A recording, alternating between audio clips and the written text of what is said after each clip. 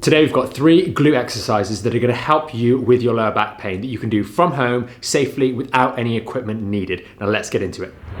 This video is going to be jam-packed full of useful info for you. We're going to go through 3 areas. Firstly, we're going to go through why the glutes are so very important for your lower back health. Not only right now if you've got back pain, but more importantly for the long term, why they are really going to help keep this thing strong for the long term. Secondly, we're going to go through a very important one that you want to avoid. You want to avoid this mistake at all costs because it means that even if you're doing the right exercises, like we're going to demonstrate later on, you could still run afoul and injure that lower back. So make sure you don't miss that bit. And finally, I've already alluded to it, we're going to go through each one of these 3 exercises, demo them, give you a few pointers, and hopefully it'll really be enough to help you start with these workouts from home, or these exercises from home, and get some results fast. So let's get into number 1, which is the glutes being important for your lower back health.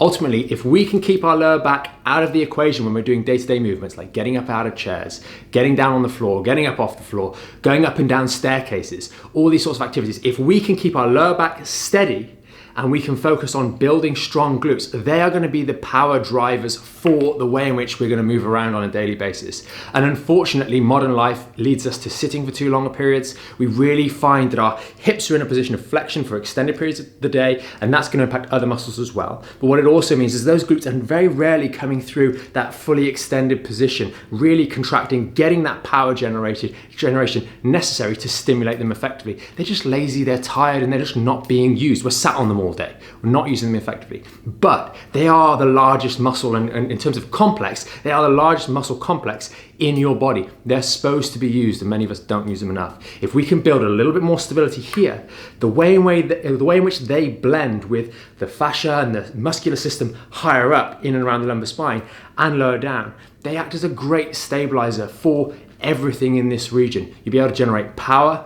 You're going to be able to keep moving for longer, i.e. longer through the course of our life. A lot of those activities we see our older family members struggling with are going to be activities that heavily involve the glutes because there's just not the power there. You've all seen a family member kind of tip themselves out of the dining room chair or the lounge chair because they don't have the power needed in these glutes to pull that femur back into an extended position and propel their body out of the seated position. So it's a really, really important one.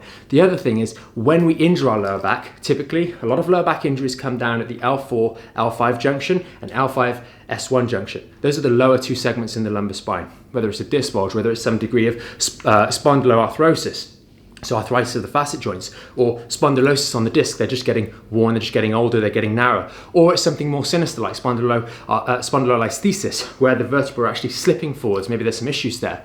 It commonly affects this section, this postcode of the lower back.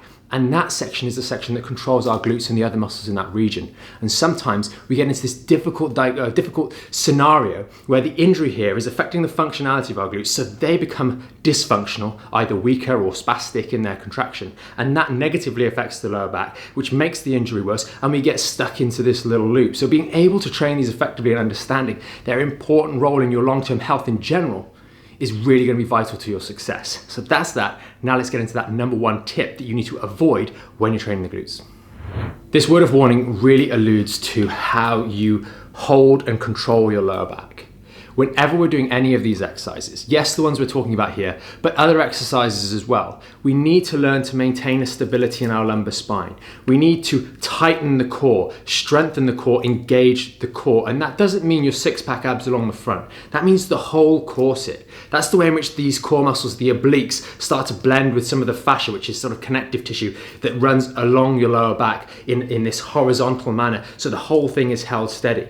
Why is that important? Because if this is held steady, as I mentioned in the previous part, it connects in with the fibers as they go into the glutes. And this is connective tissue, is tendinous type tissue, ligamentous type tissue. It's not a continuous sheet of muscle, it blends, but the 2 areas pre-tense one another. So if we have a nice strong core, if this core is engaged while we're doing the exercise, then the strong glute muscles, which are a lot larger, a lot more powerful, they are going to be able to pull this rigid system without the spine buckling all over the place. Sometimes people are so focused on doing a good squat or a good deadlift or whatever it is that we're getting into, that we'll be getting into in a moment, that they forget to engage the core properly. People use things like lumbar support belts to try and emulate this, but it has huge drawbacks and issues, and we've got videos on that itself. But if you're going to make this one thing right, make sure you get that core engaged all the way around, that nice cylindrical contraction, because that's going to allow you to really feel the connection between your lower back muscles, your lower back soft tissues, and the glutes, and you'll just feel everything is super, super strong. And that's going to blend higher up with some of the other postural muscles as well. So you have a nice strong chain coming from arguably the back of your skull all the way down here, connected through a strong core and then being propelled into movement by strong glutes that are going to actively contract to pull that spine up into an upright position without the spine bending in the process. Because it's when the spine bends that we get injury, or when the spine moves in an erroneous manner that we get injury. If we have a weak point down here where there is an active injury, we have to recognize that those soft tissues are compromised, that any excess movement is going to move through the wobbly bit first, the weak link in a chain, if you will. And while that area is vulnerable, which it will be if you've had an injury there, and is going through a healing process, we want to make sure that we brace this. We use our muscular system to overcompensate so we can hold everything steady while we're training other areas which are going to long-term help the overall health of our lower back. So we're going to get into these exercises right now. The three exercises are a squat, we've already mentioned them, a hip hinge, or more of a stiff-legged deadlift. And then finally, we're going to go through the hip thruster. Now, the hip thruster, we'll talk about that a little bit more later on, but the only challenge with the hip thruster, and the reason I say this is probably one of the ones you want to be just cautious about, is that it comes in a little bit later on, in so much as the hip thrusting position itself is not a problem for the lower back. It's more the mount and dismount. So you'll see it when I'm demonstrating it. Getting into the position to do the exercise is the con to this particular one. On the other hand, the actual exercise itself really is going to target those glutes without that same load through the lumbar spine. So a bit of a difficult one, but we'll touch on it as we're going through it. So it's really nice if we build these up first by going through the hip hinge, then we're going to go through the squat, because really once we get it down fundamentally, it's just going to be adding a knee bend to the hip hinge. The hip hinge is such a fundamental movement that we want to practice. It's going to engage glutes, we're going to get some hamstrings in there as well. We've got to make sure we start out with our core nice and engaged. Generally speaking on this, you can either go shoulder width apart or a little bit wider. The very important thing is we engage that core, like we said in the second part of the video. We want to do a little bit of a chest pop. So you take the bottom part of your sternum and you bring it towards the corner of the room, so it pops out like so. If I show you from the side here, it pops up and out like so. And as you do that, you should feel the muscles here engage a little bit as well. So now we've got that blending of engagement all the way through this section here.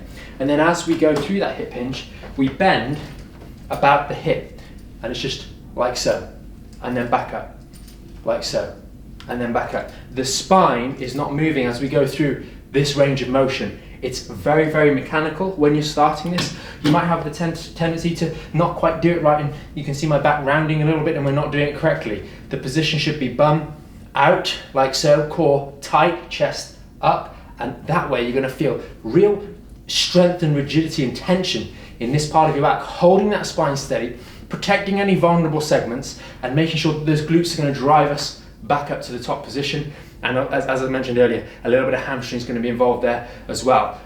Down and then back up. Down and then back up. And there's a slight bend in the knees here. Pressure through the heels. It can even help you, and the same thing for the squats, is if you just lift your toe into the roof of your shoe. Or you may personally prefer to do this one in bare feet so you really feel contacted with the ground. It's quite a nice option. So once more time, we're going to go core engaged, chest pop a little bit, really strong, planted in the ground, chest out, and then bum back to that position there. You know you've gone far enough when your hamstrings kick in. Some of you guys will be able to go further than me. Some of you won't be able to go this far. But this is the movement. And as you're doing this, you'll find that you warm up the hamstrings and the glutes. You'll be able to go a little bit further. As you get to the bottom, a little bit further. Not rounding the lower back. We don't do any of that. We just go through this hip hinge motion. And you'll see in future videos, you can add a little bit of extra resistance to make this one even more difficult. Now let's get on to the next one. So the next one here is going to be the squat. So we're taking what we've just done in that hip hinge, moving about the axis of the hip. That's the only bit that rotates. And we're going to add in a bit of a knee bend. And this is obviously going to help us go a little bit lower.